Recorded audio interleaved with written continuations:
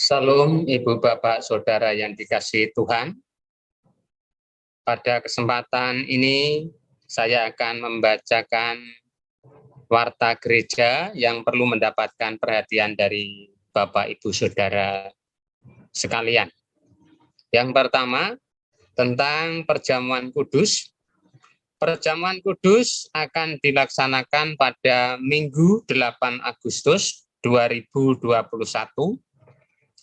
bagi warga jemaat yang sudah dapat mengikuti perjamuan kudus. Akan diadakan pendadaran blok yang akan dilaksanakan pada hari Rabu 4 Agustus 2021. Sedangkan untuk pendadaran ini akan melalui Zoom yang akan dilaksanakan di blog melalui WA Group. Untuk pengambilan anggur dan juga roti bisa diambil di gereja pada tanggal 7 Agustus 2021. Mohon perhatian bagi Bapak Ibu Saudara untuk dapat mempersiapkan diri untuk mengikuti perjamuan Tuhan. Yang kedua, untuk rapat majelis akan dilaksanakan pada hari Selasa 27 Juli 2021 jam 19.00 waktu Indonesia bagian Barat atau jam 7 malam menggunakan Zoom yang akan di-share di grup majelis. Sedangkan untuk rekaman pendadaran akan dilaksanakan pada hari Minggu 1 Agustus 2021 jam 19 atau jam 7 malam. Bagi Bapak Ibu yang bertugas untuk rekaman supaya diperhatikan. Yang ketiga, Bapak Ibu Saudara yang dikasihi Tuhan, untuk Bapak Ibu yang telah mendapat edaran untuk pemilihan majelis, dapat dikumpulkan melalui WA Group, bisa dikirim lewat majelis blog atau kepada Mas Bayu langsung. Jadi sekali lagi untuk Bapak Ibu yang belum mengumpulkan calon majelis dari daftar yang ada supaya dikumpulkan lewat Mas Bayu melalui WA. Yang berikutnya Bapak Ibu, untuk perpindahan Bapak Pendeta Yohanes Wibowo untuk pindah rumah ke rumah masa tua yang sudah jadi akan dilaksanakan pada tanggal 2 Agustus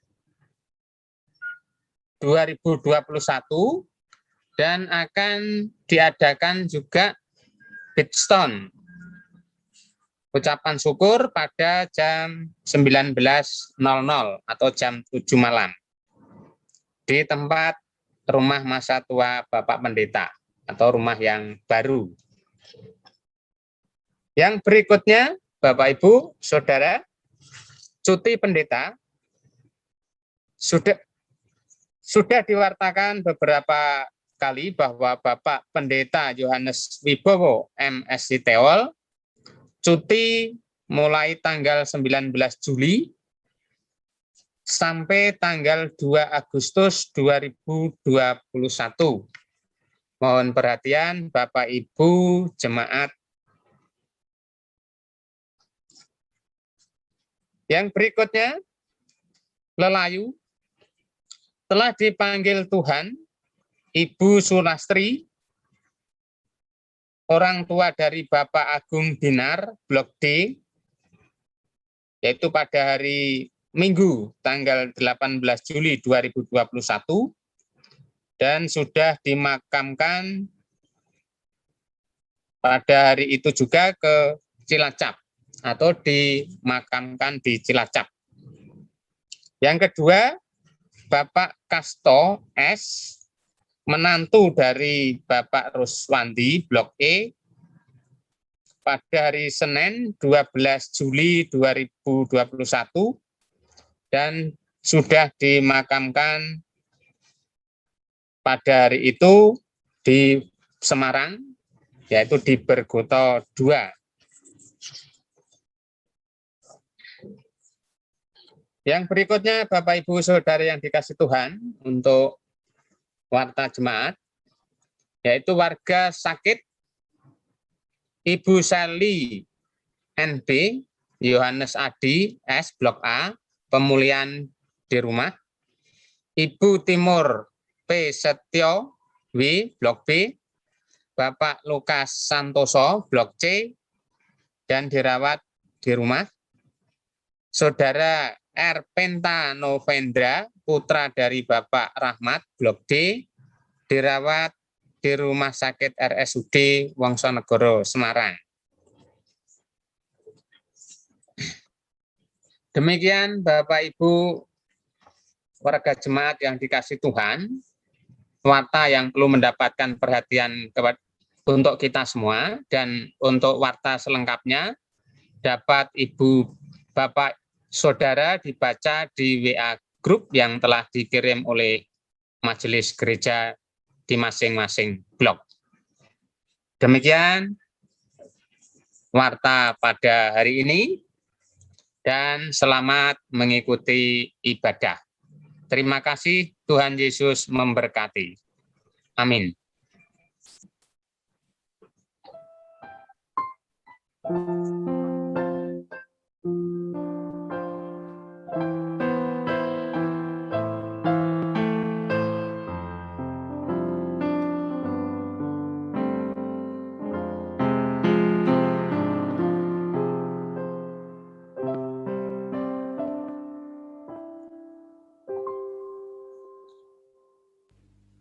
Bapak Ibu Saudara yang dikasihi Tuhan, diundang untuk bangkit berdiri. Marilah bersama kita mengawali ibadah kita saat ini dengan bersama mengaku yang demikian. Pertolongan kita adalah di dalam nama Tuhan yang menjadikan langit dan bumi.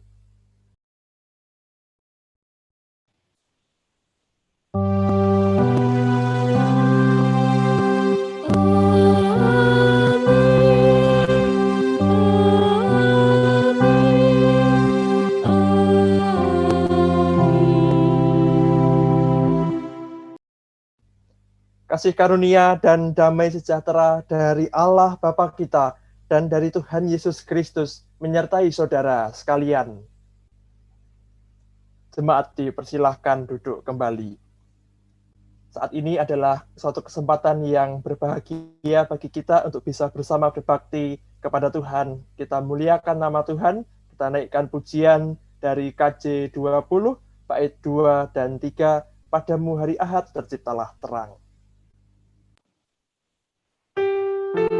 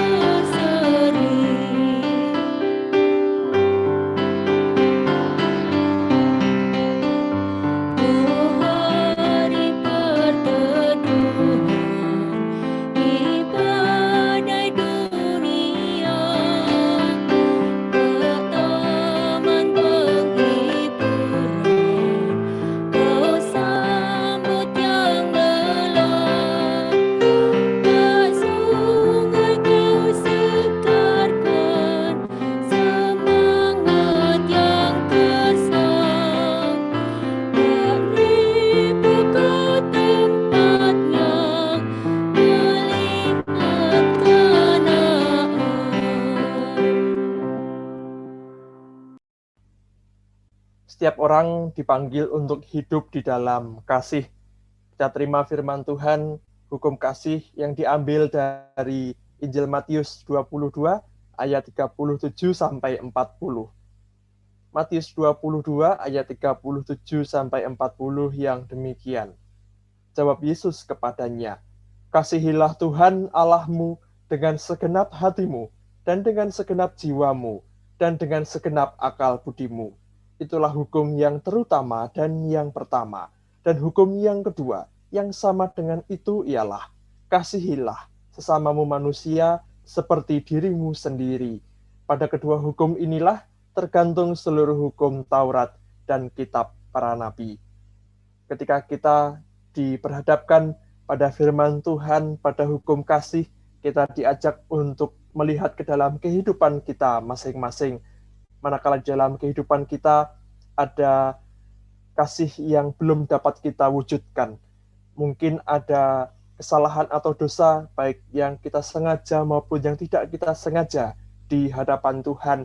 Oleh karena itu, hendaknya kita senantiasa merendahkan diri di hadapan Tuhan, seraya kita memohon ampun kepada Tuhan dan memohon belas kasihan Tuhan.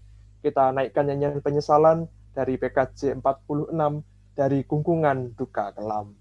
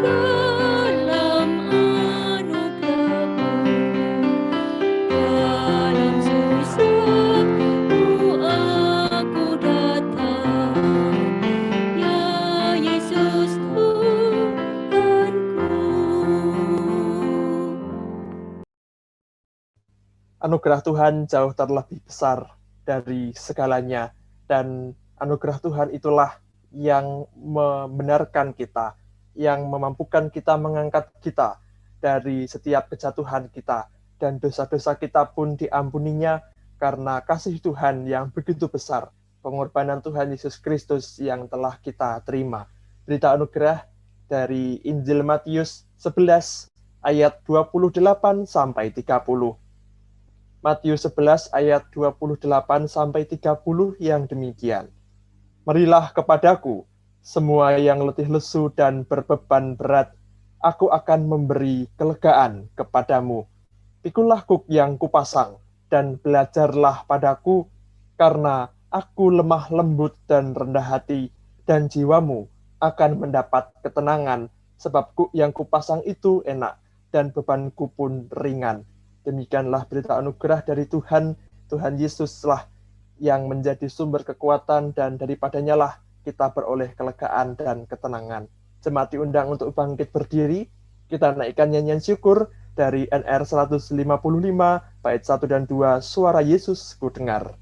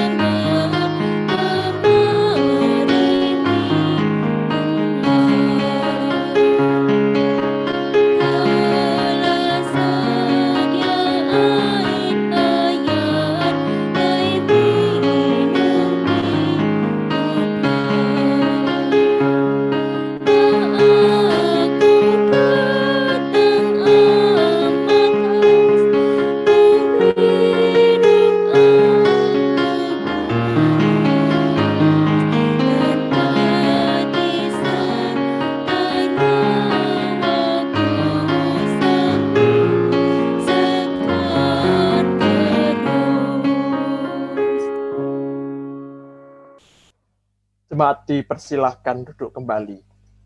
Kita akan bersama membaca dan menghayati sabda Tuhan sebagai kekuatan di dalam kehidupan kita. Mari kita bersatu hati di dalam doa.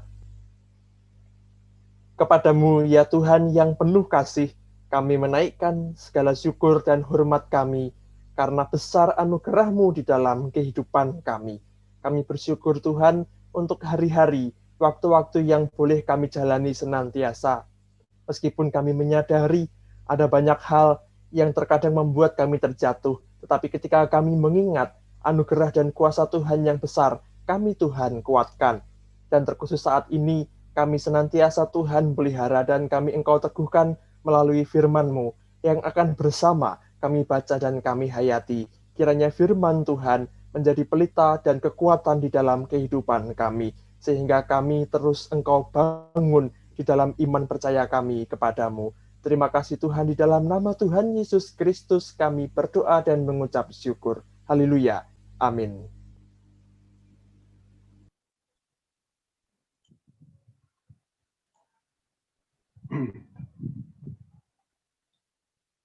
Bacaan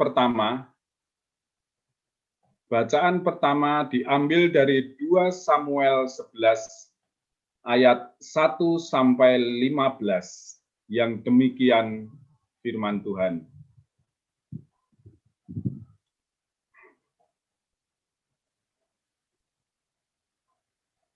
Daud dan Batseba. Pada pergantian tahun, pada waktu raja-raja biasanya maju berperang, maka Daud menyuruh Yoab maju beserta orang-orangnya dan seluruh orang Israel. Mereka memusnahkan Bani Amon dan mengepung kota Raba, sedang Daud sendiri tinggal di Yerusalem.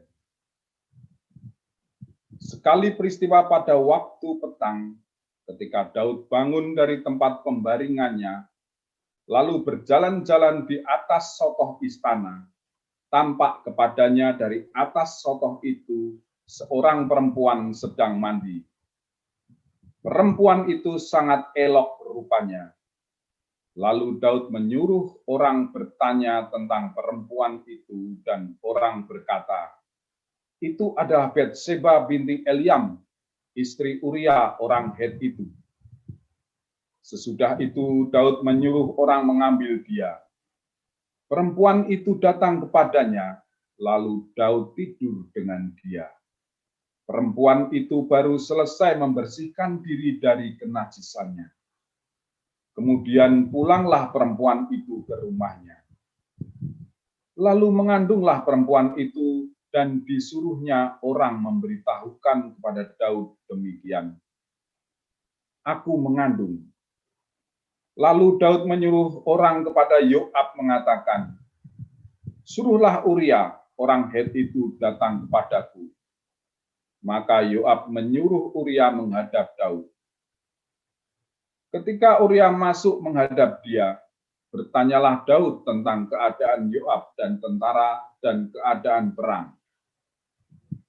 Kemudian berkatalah Daud kepada Uria, "Pergilah ke rumahmu dan basuhlah kakimu." Ketika Uria keluar dari istana, maka orang menyusul dia dengan membawa hadiah raja. Tetapi Uria membaringkan diri di depan pintu istana bersama-sama hamba tuannya dan tidak pergi ke rumahnya. Diberitahukan kepada Daud demikian. Uria tidak pergi ke rumahnya.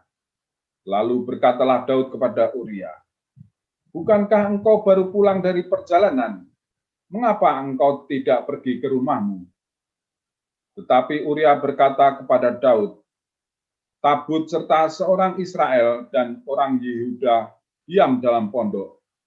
Juga tuanku Yoab dan hamba-hamba tuanku sendiri berkemah di padang. Masakan aku pulang ke rumahku untuk makan, minum, dan tidur dengan istriku? Demi hidupmu dan demi nyawamu, aku takkan melakukan hal itu." Kata Daud kepada Uria, "Tinggallah hari ini di sini. Besok aku akan melepas engkau pergi. Jadi Uria tinggal di Yerusalem pada hari itu.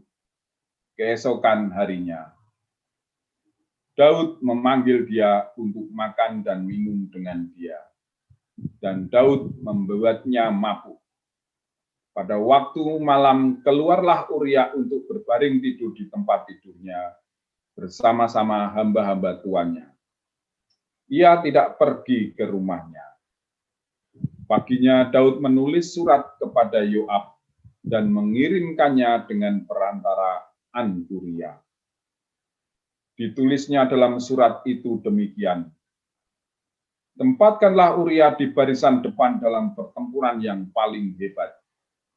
Kemudian kamu mengundurkan diri daripadanya supaya ia terbunuh mati. Demikianlah sabda Tuhan.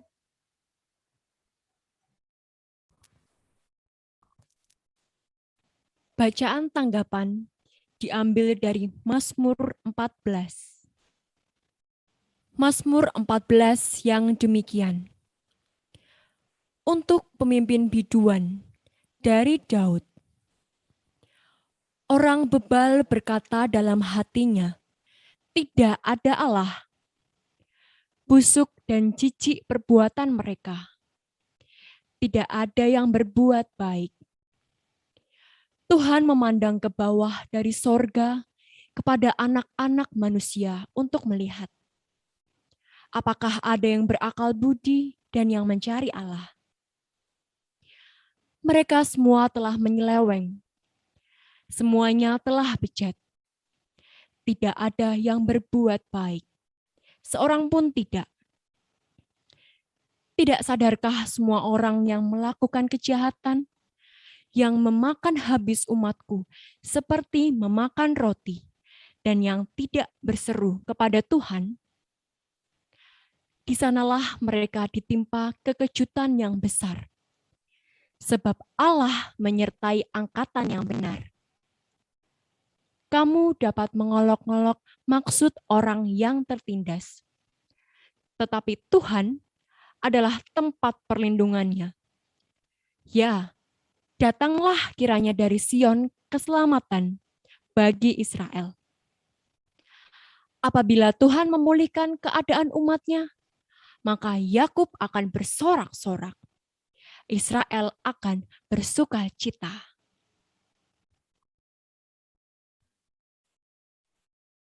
Bacaan kedua diambil dari Efesus 3 ayat 14 sampai 21.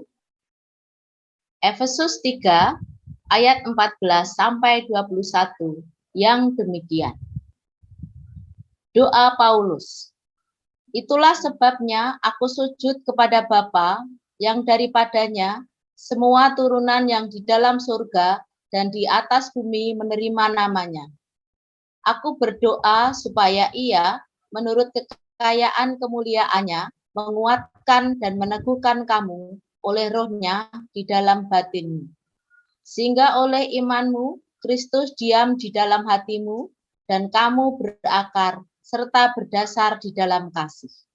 Aku berdoa supaya kamu bersama-sama dengan segala orang kudus yang memahami betapa lebarnya dan panjangnya dan tingginya dan dalamnya kasih Kristus, dan dapat mengenal kasih itu sekalipun ia melampaui segala pengetahuan.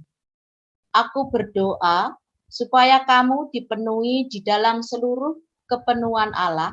Bagi Dialah yang dapat melakukan jauh lebih banyak daripada yang kita doakan atau pikirkan, seperti yang ternyata dari kuasa yang bekerja di dalam kita.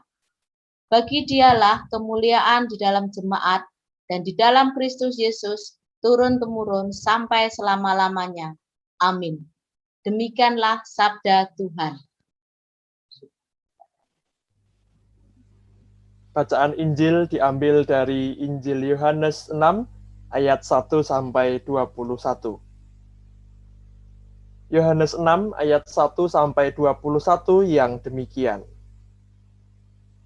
Sesudah itu Yesus berangkat ke seberang danau Galilea, yaitu danau Tiberias. Orang banyak berbondong-bondong mengikuti dia. karena mereka melihat mujizat-mujizat penyembuhan yang diadakannya terhadap orang-orang sakit. Dan Yesus naik ke atas gunung dan duduk di situ dengan murid-muridnya. Dan Paskah, hari raya orang Yahudi, sudah dekat.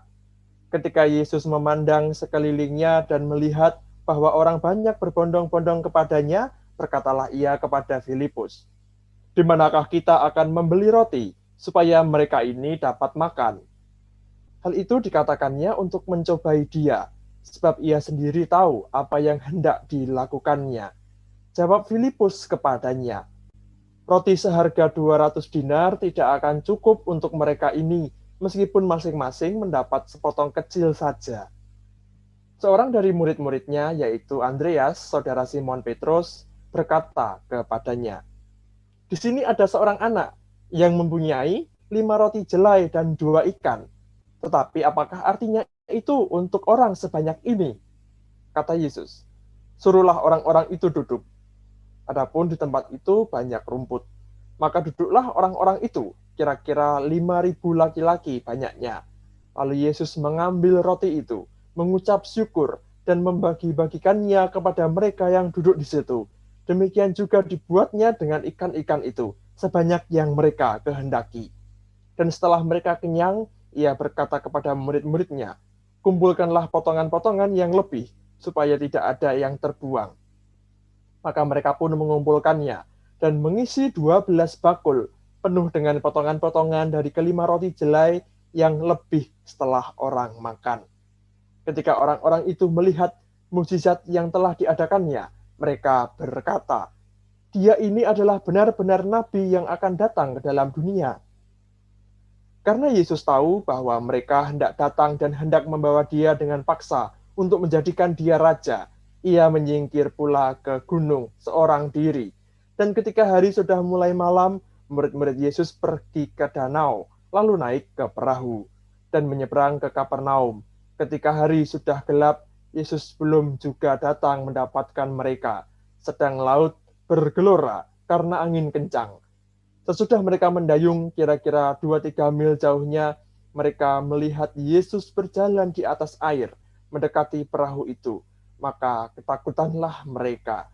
Tetapi ia berkata kepada mereka, "Ini aku, jangan takut."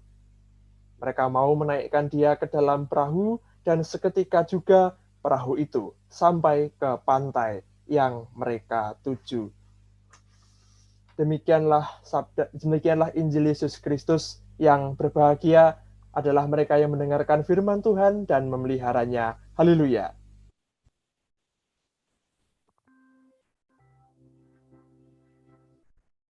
Haleluya, haleluya,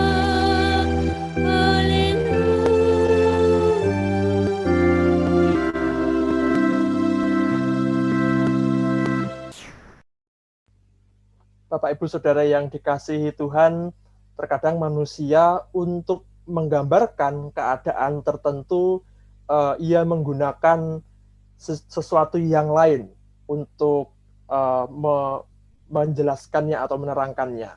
Jadi ketika ada kesulitan, ketika ada kegelisahan, ketika ada kesusahan, tekanan hidup, ada ketakutan, kekhawatiran, dan lain sebagainya, dikatakan kemudian bahwa yang mengalami itu sedang ada di dalam badai kehidupan. Badai itu sendiri adalah kekuatan yang besar, kekuatan alam yang besar di luar manusia, dan badai itu begitu merusak dan mengacaukan. Sehingga ketika orang bilang ada di dalam badai kehidupan, itu berarti hidupnya sedang tidak baik-baik saja. Ada sesuatu yang besar sedang menimpa, sedang menerpa, menjadikan hidupnya sulit, takut, tertekan, khawatir, dan lain sebagainya. Dan di dalam badai kehidupan itu, kita sebagai orang percaya, kita harus senantiasa percaya kepada Tuhan dan beriman dengan tetap teguh. Kita melihat di dalam bacaan-bacaan kita hari ini, apa saja sih yang menjadi kesulitan-kesulitan di dalam kehidupan manusia, sehingga manusia harus mengalami badai kehidupan. Yang pertama dapat kita lihat bahwa manusia mengalami kesulitan dia mengalami tekanan, dia mengalami badai kehidupan, itu bisa karena perbuatannya sendiri. Kita melihat perbuatan Daud dari kitab 2 Samuel. Ketika ia menginginkan istri salah satu prajuritnya, itu membawa Daud pada perzinahan, pada pembunuhan. Daud kemudian merencanakan kematian Uria, suaminya Betseba, dengan dia sengaja merancang sesuatu sehingga Uria itu tewas di medan pertempuran. Dan kemudian ini membawa tekanan yang besar kemudian kepada Daud. Ia kemudian dihukum Allah karena Allah tidak berkenan atas perbuatan Daud itu. Daud ditegur dan kemudian dia harus hidup di dalam tekanan, di dalam penyesalan, dan lain sebagainya. Itu karena perbuatannya sendiri. Yang kedua, ketika kita melihat di dalam kitab Mazmur 14 tadi, pemazmur melihat bahwa ada orang-orang yang berlaku begitu buruk di dalam kehidupannya. Orang-orang yang disebut mereka yang tidak takut akan Allah. Mereka yang berbuat nekat, berbuat jahat, sehingga orang-orang lain harus menderita. Orang-orang lain harus menjadi korbannya, menjadi repot, menjadi kesulitan, menjadi tertekan karena perbuatan oknum-oknum tertentu yang perbuatannya itu merugikan sesamanya, perbuatan yang jahat dan sangat buruk.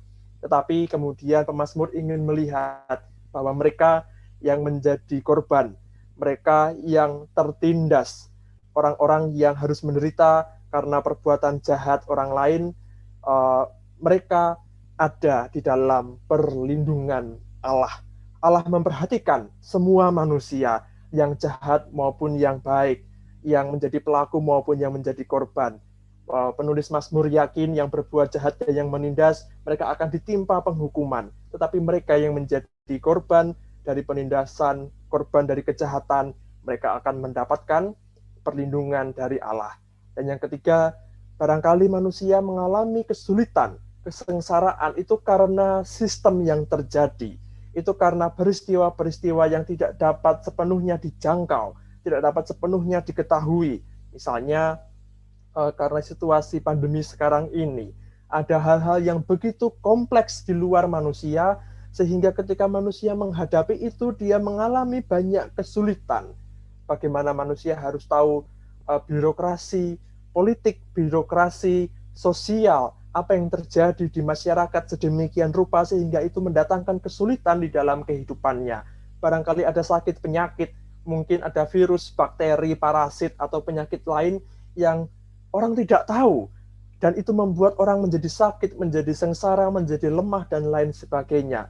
Dan hal-hal seperti ini ada di luar jangkauan manusia. Mereka yang mengalaminya, mereka yang menderita, kita yang mengalaminya, kita yang menderita, seakan dibuat bingung karena begitu besarnya situasi yang membuat manusia itu mengalami badai kehidupan, baik itu karena sistem maupun karena sesuatu hal yang lain.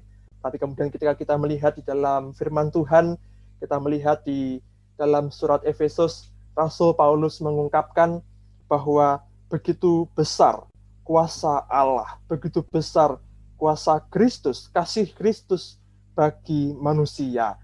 Allah lah di dalam kuasa Kristus yang dapat melakukan jauh lebih banyak dari yang kita doakan dan yang kita pikirkan. Ketika orang mengalami kesulitan di dalam kehidupan, mengalami badai kehidupan, tentu dia harus senantiasa ingat kepada Tuhan yang begitu besar kuasanya, yang mengatasi segala sesuatunya. Karena dengan kuasa Tuhan ini, manusia mendapatkan kekuatan, mendapatkan kemampuan untuk bisa menghadapi hidup ini, untuk bisa mengatasi, melewati kehidupan ini, badai kehidupan ini dengan teguh, dengan tangguh, dengan yakin, dan tidak terjatuh, bahkan bisa bangkit lagi meskipun harus terjatuh. Dan Tuhan Yesus, kita melihat di dalam kesaksian Injil, Tuhan Yesuslah yang berkuasa untuk berbuat mujizat. Tuhan Yesuslah yang dapat menolong orang-orang percaya kita yang berpegang pada kuasa Kristus, agar kita juga merasakan ada berkat Kristus, berkat Tuhan Yesus di dalam kehidupan kita, meskipun ada kesulitan, meskipun ada tantangan di situ. Ketika kita percaya, ketika kita berseru, Tuhan akan campur tangan menolong kepada kita.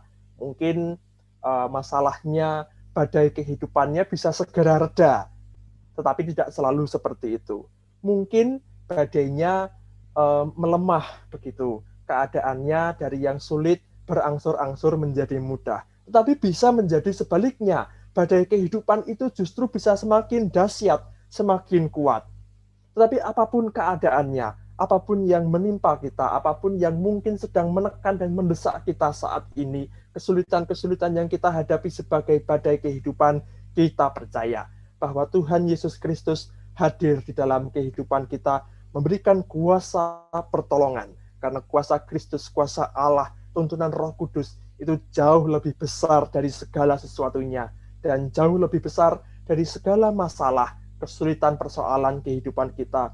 Kuasa Allah, kuasa Kristus, penyertaan Roh Kudus itu jauh lebih besar dari badai kehidupan kita. Sehingga di dalam penyertaan Allah, dengan kita tetap percaya, beriman kepada Tuhan, kita akan mendapatkan, merasakan, dan mengalami kuasa pertolongan dari Tuhan. Kita dapat mengatasi, melewati setiap proses kehidupan ini, baik yang mudah maupun yang sulit. Kita dapat menghadapi badai kehidupan dengan yakin dan penuh percaya, penuh pengharapan dan syukur, karena kuasa Tuhan bekerja senantiasa di dalam kehidupan kita.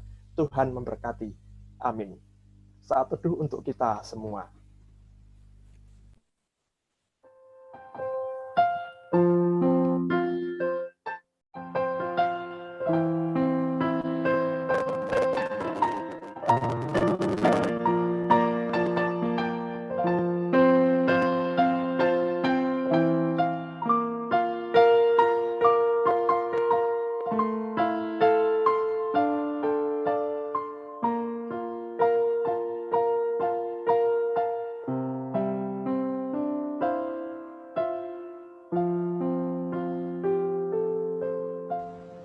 Saat teduh cukup.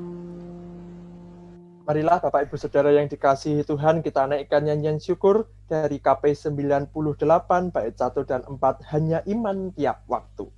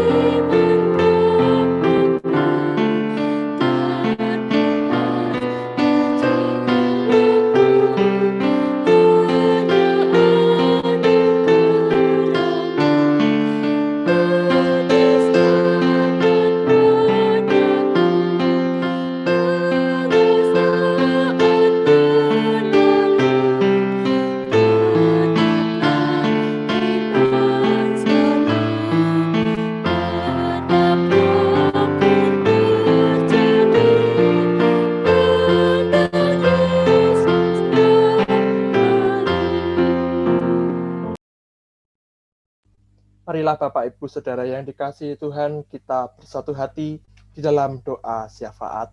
Mari kita berdoa.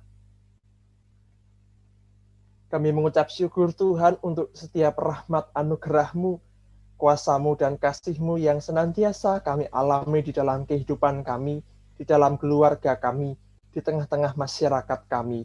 Dan kami terus memohon akan berkat Tuhan, karena daripada-Mu lah sumber pertolongan dan kekuatan kami.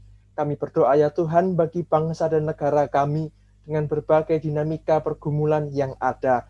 Tuhan berkati terkhusus bagi para pemimpin kami, baik dari tingkat pusat sampai tingkat daerah, di dalam menjalankan setiap tugas-tugasnya. Tuhan, kiranya Engkau mengaruniakan hikmat serta kebijaksanaan sehingga di dalam menjalankan tugas-tugasnya dilakukan dengan penuh tanggung jawab, dengan pertimbangan yang baik, dan apapun yang diputuskan kiranya di tengah-tengah masyarakat kami, bangsa kami, boleh terjadi kesejahteraan, kemakmuran, serta ketentraman saja.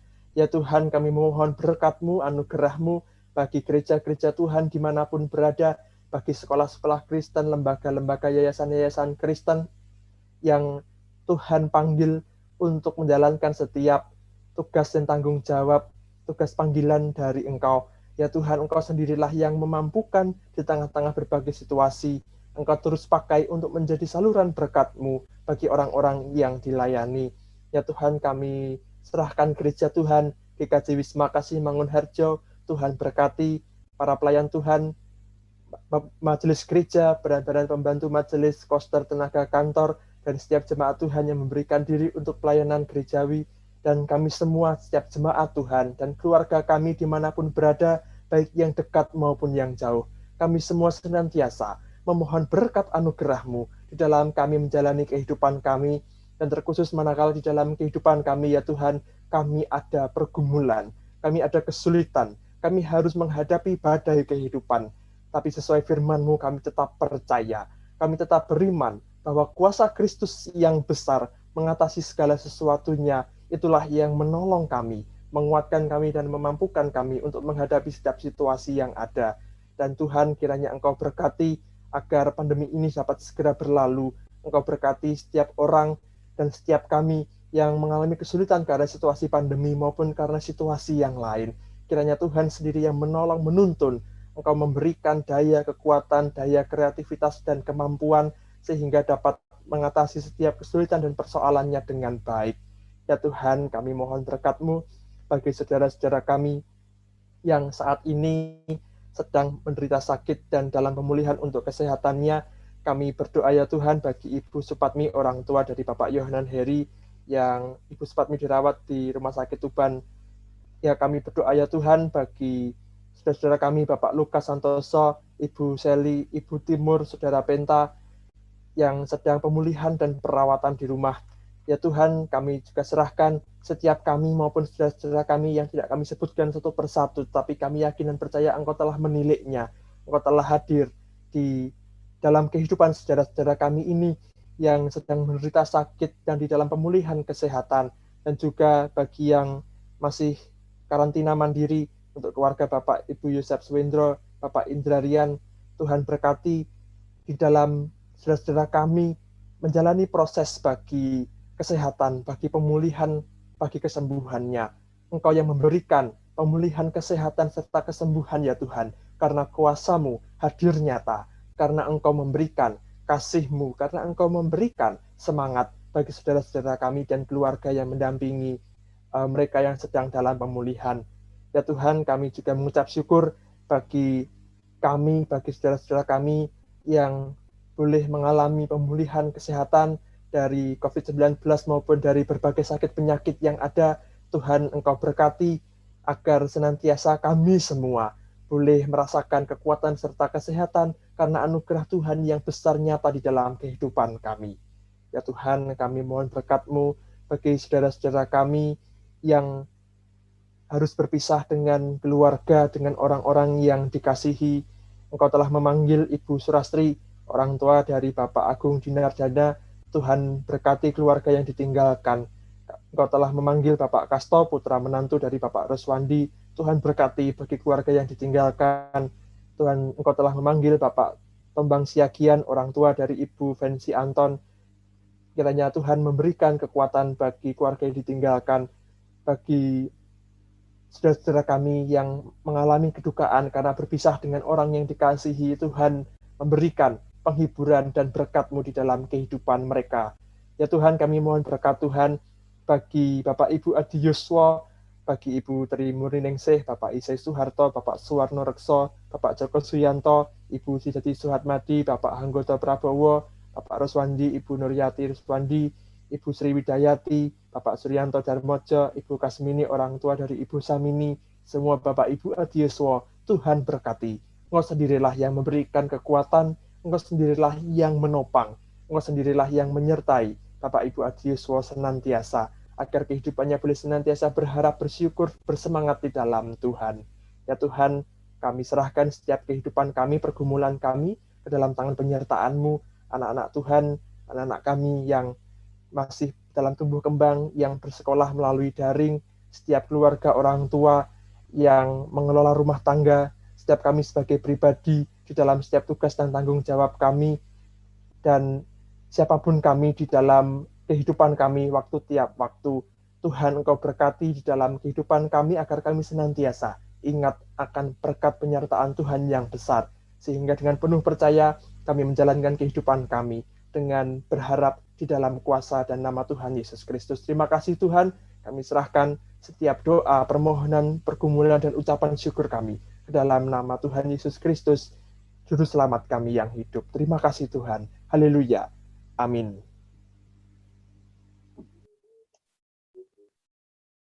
Bapak, Ibu, dan Saudara yang terkasih di dalam Tuhan, tiba saatnya kita akan memberikan persembahan kepada Tuhan. Sebagai dasar persembahan, kita akan ambil dari Amsal 11 ayat 24 sampai 25. Amsal 11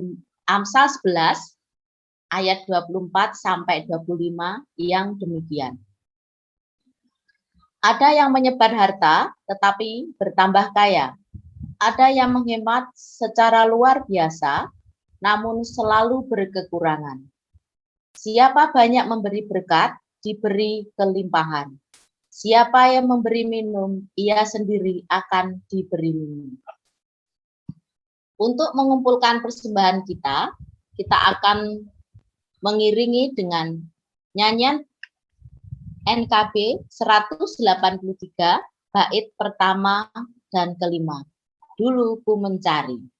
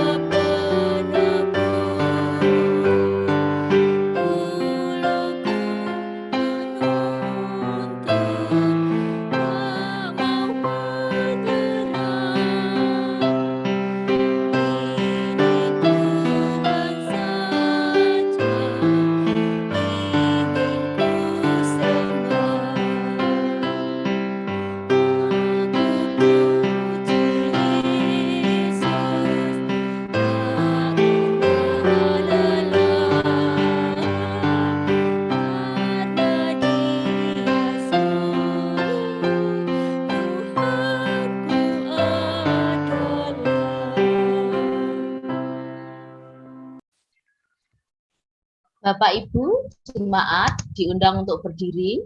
Kita akan naikkan persembahan ini di dalam doa. Mari kita berdoa. Kembali Tuhan, kami menghadap kehadirat-Mu untuk mengucapkan syukur atas segala penyertaan-Mu di dalam kehidupan kami selama ini.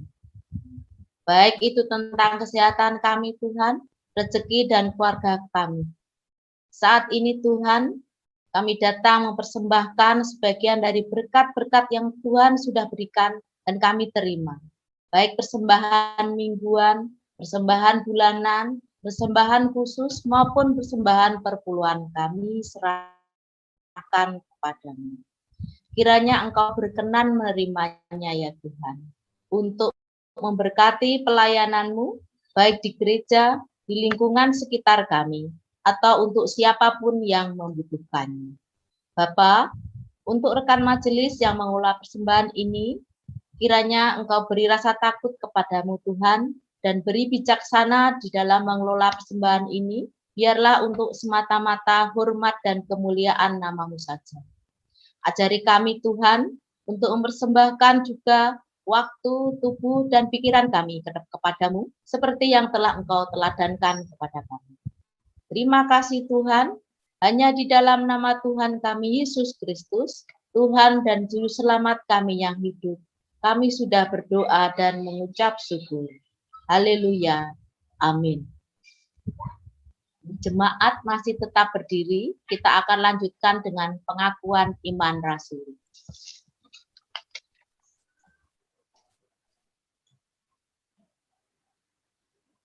Bapak, Ibu, jemaat yang dikasihi Tuhan, yang mengikuti ibadah secara online, marilah bersama dengan jemaat Tuhan di segala tempat dan zaman, kita ucapkan pengakuan iman kita.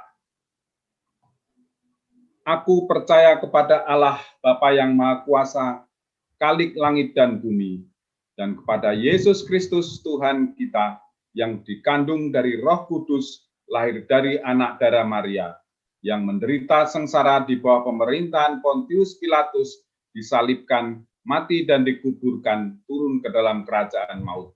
Dan pada hari yang ketiga, bangkit pula dari antara orang mati, naik ke surga, duduk di sebelah kanan Allah Bapa yang Maha Kuasa.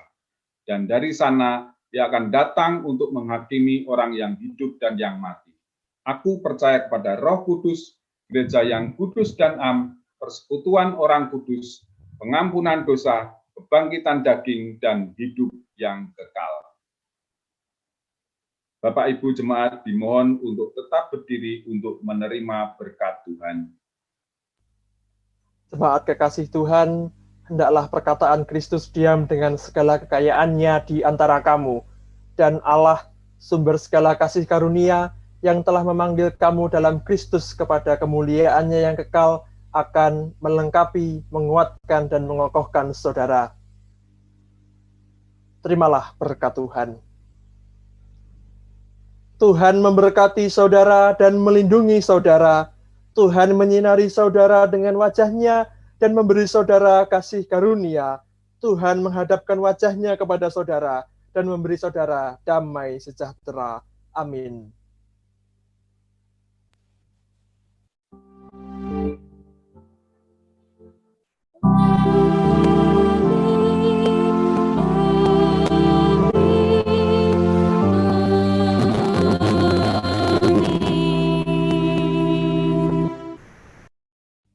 Kita akan mengakhiri kebaktian kita pada saat ini. Kita kembali kepada kehidupan kita masing-masing. Kita naikkan pujian dari KJ 440 di Badai Topan Dunia, Tuhanlah perlindunganmu.